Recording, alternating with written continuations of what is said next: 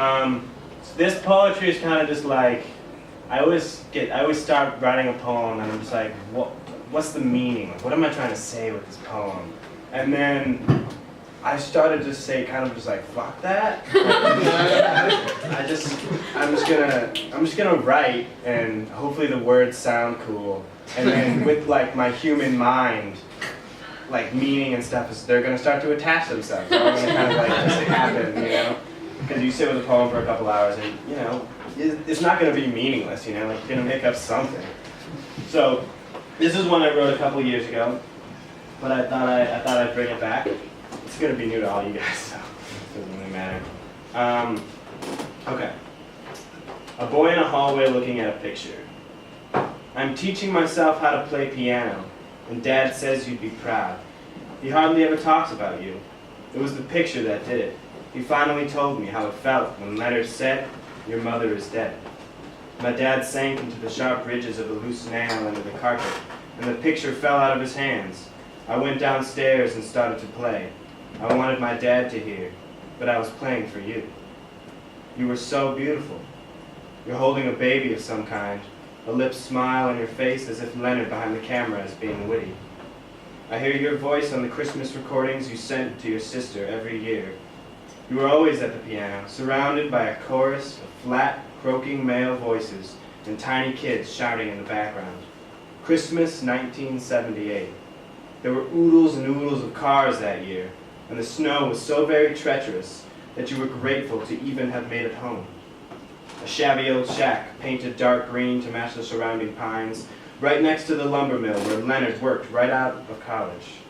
It was once filled with the picture frames stuffed with empty beer cans my dad used to hide when his older brother used to throw a party. The town was frozen. It was odd seeing a flat-screen TV through the window when trumpets seemed to still ring saluting a soldier's dead wife. Dad takes me to your favorite church. I imagine your weightless bald body beneath loving mother and the dripping of the white marble gravestone from a pathetic husband's eyes. You are finally my grandma, holding my tiny broken father, smiling at Leonard's wit. The piano rings throughout the house. The boy plays for your picture, for you, and Dad comes downstairs, opens the fridge, and starts to eat. I hear his gulps and grunts slurping water through ice, through my tumultuous chords. He eventually comes in and asks me to quiet down. I sit down on the carpet and start to write. Dear Grandma, you are a frozen mountain stream whose warm valley rivers will never speak of. Their waters fall into the lake across your grave. You will never hear the banging chords that fill our house, but I will listen to your hymns every Christmas, your voice soaring above the harsh creaking of the men that surrounded your life, the men who broke when your body collapsed, when you sunk slowly into the soft pillows that the hospital had provided you. Thank you.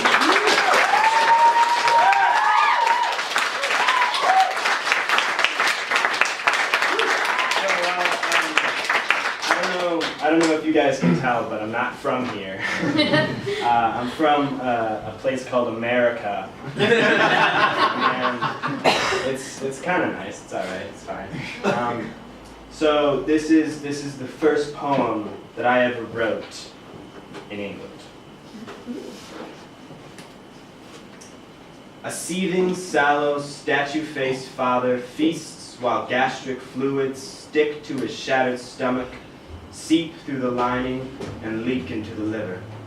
His moody, grimace munch, mastication of tough teeth, tramples hash. Tiny crumb tassels trickle the mouth with mauling misophonia, acid reflux running rancid, belching between breaths of beans. He's building big boys, beer can blockades and castles. A proud and pointless patriarchal father. A broken, hardened boar with belts. Where is mother, you washed up, weary of feeling, wanton wanderer, wicking away the world, waning your spirit and waxing your will? Feast your friendly fears away.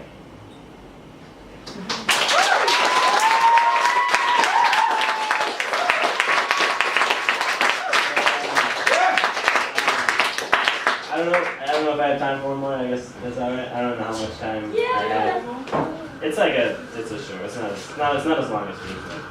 Thank you for the SVU reference, by the way. That's the one I'll get. Yeah. Don't. Is there a British like SVU? I wish there was. It'd be so polite. Okay. Terrible. Sorry. Out on the porch with a busted fan. She wore her face like a visor under lava-red hair waving thick silk down her shoulders. The broken fan, brushing it back, clicked like vinyl. She was a gravitation. He was in orbit, slowly moving together. Their fingers played a slow game until the fan felt them both. She was a cushion for too much acid, a veiled force of soft numbness in a freckled face as she smiled and whispered, "I will do it." They rushed into the house. I could hear their bodies twisting in a pleasure dome that shook the entire house. The fan weaved and clanked over and under a cacophony of orgasmic clicking thunder. The mattress springs chirped and the fan clicked on. She returned and breathed in the cool sunny air, her arms wide in a glowing post-orgasm stretch as her pale stomach shined in the sun. She stuck her face in the fan, her eyes sparkled like glitter at a nightclub. "This fan sucks," she said. "How can you stand the bang?" She paused and started to laugh. "Where's David?" I asked, as I turned off the fan and the clickless world hung before her answer. "Gone. Had an essay to write." "On acid?" I asked. We stared at each other, our eyes slowly frowning at the dumb question. "Don't you fucking dare," she said to me. And I blocked the comment as I hunched forward and lit a cigarette. "You have one for me?" she said, and I gave her one as if it was some sort of recompense. Our cigarette smoke filled the silence, and we each looked right past one another. I went inside and I heard her sobbing softly. I leaned on the door and waited, but she went home.